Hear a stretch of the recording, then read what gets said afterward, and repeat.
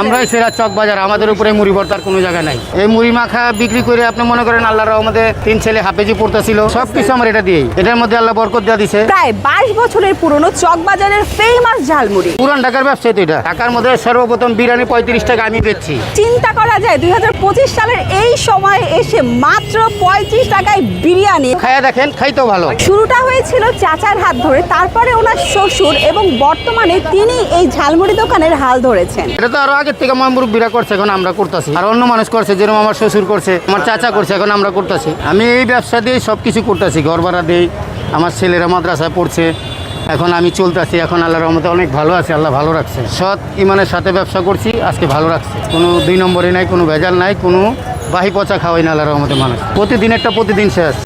কেমন বিক্রি হচ্ছে আপনার মুড়ি মাখা? আলহামদুলিল্লাহ, এই দেখতেছেন, আলহামদুলিল্লাহ। মাগরিবের সময় লাগাই 9টা 9:30 বাজে আল্লাহর রহমতে সব শেষ হয়ে যায়।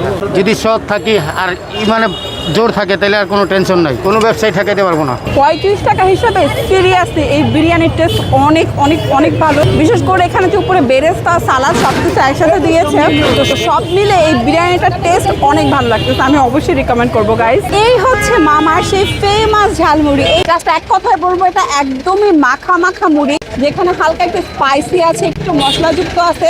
তো সব মিলে এটা টেস্ট মোটামুটি ভালো। তো আপনারা চাইলে যদি কখনো পুরান ঢাকায় আসেন, এটা ট্রাই করতে পারেন। লোকেশন হচ্ছে পুরান ঢাকা চক বাজার, চক বোর্ডিং এর একদম নিচে আপনারা পেয়ে যাবেন এই মামার মজাদার ঝালমুড়ি মাখা।